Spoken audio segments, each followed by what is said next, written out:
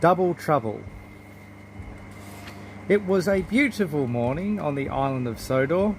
Thomas the Tank's engine's blue paint sparkled in the sunshine as he puffed happy along his branch line with Annie and Clarabelle, his coaches. Thomas made good time and soon arrived at the station where Toby and Percy were waiting at the platform. He was very pleased with himself. "Hello, Thomas," whistled Percy. "You look splendid."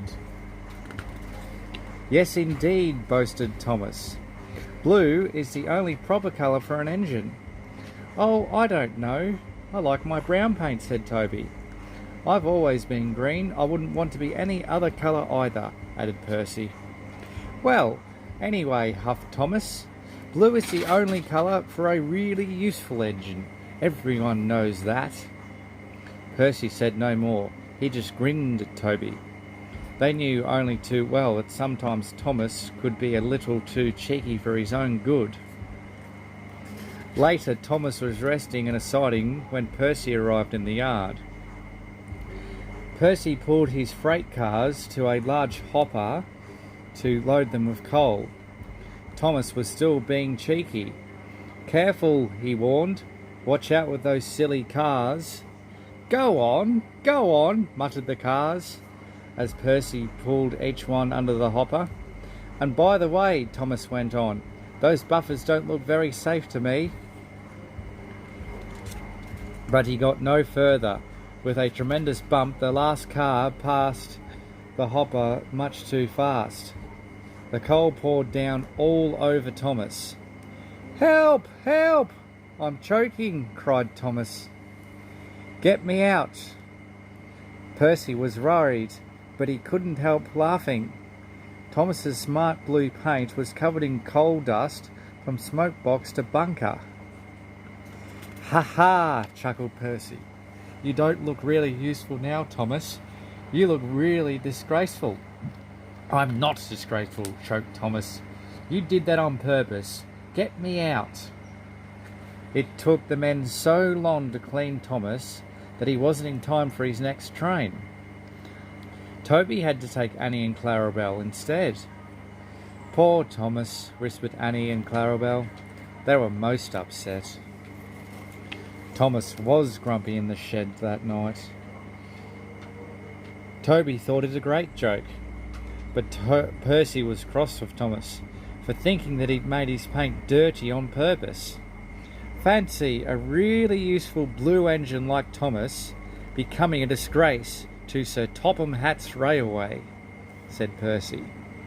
"Pooh, I wouldn't have missed all that fun for anything," he chuckled. Thomas was at the platform next day when Percy brought his cars in from the junction. The cars were heavy and Percy was tired as he pulled into the station. "Have a drink," said his driver, "then you'll feel better." The water column stood at the end of the siding with the unsafe buffers. The props underneath the buffers were old and needed mending. Percy moved forward and found that he couldn't stop. The buffers didn't stop him either. "Oh!" wailed Percy. "Help!" The buffers were broken and Percy was wheel deep in coal. It was time for Thomas to leave. He had seen everything. "Now Percy has learnt his lesson too," he chuckled to himself. That night the two engines made up their quarrel. "I didn't cause your accident on purpose, Thomas," whispered Percy. "You do know that, don't you?" "Of course," replied Thomas, "and I'm sorry I teased you. Your green paint looks splendid again too. In future, we'll both be more careful of coal," he said wisely. Saved from scrap. Sir Topham Hatt works his engines hard, but they are very proud when they always calls them really useful. "I'm going to the scrapyard today," Edward called to Thomas. "What, already? You're not that old," replied Thomas cheekily. The scrapyard is full of rusty old cars and machinery. They are brought to the yard to be broken into pieces and loaded into freight cars. Then Edward pulls them to the steelworks, where they are melted down and used again. One day, when Edward arrived at the yard, there was a surprise waiting for him. It was a traction engine. "Hello," said Edward. "You're not broken and rusty. What are you doing here?" "I'm Trevor," said the traction engine sadly. "They're going to break me up next week." "What a shame," said Edward. "My driver says I only need some paint, polish and oil to be as good as new," Trevor went on sadly, "but my owner says that I'm old-fashioned." Edward snorted. "People say I'm old-fashioned, but I don't care.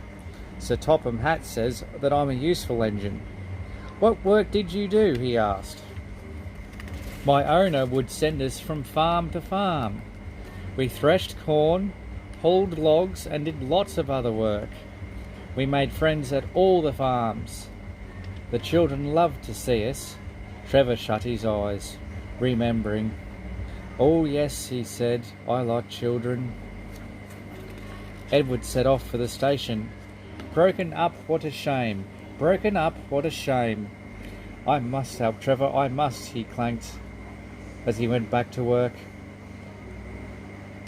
He thought of all his friends who liked engines, but strangely none of them would have room for a traction engine at home. It's a shame," Edward hissed as he went over the viaduct. Then he brought his coaches to the station. "Peep, peep," he whistled. "Why didn't I think of him before?" There, on the platform, was the very person. "Hello, Edward, you look upset," said the man. "What's the matter, Charlie?" he asked the driver. "There's a traction engine in the scrapyard, Vicar. He'll be broken up next week. Jem Cole says he never drove a better engine." "Do save him, sir. He saws wood and gives children rides," said Edward. "We'll see," replied the vicar. Jem Cole came on Saturday. "The Reverend is coming to see you, Trevor. Maybe he'll buy you." "Do you think he will?" asked Trevor hopefully. "He will when I've lit your fire and cleaned you up," said Jem. The vicar and his two boys arrived that evening. Trevor hadn't felt so happy for months. He chuffed happily around the yard. "Show your paces, Trevor," said the vicar. Later, the vicar came out of the office smiling. "I've got him cheap, Jem, cheap." Jem was very pleased and ran to tell Trevor the good news. "Do you hear that, Trevor?" cried Jem. "The Reverend saved you and you live at the vicarage now." "Peep, peep," whistled Trevor happily.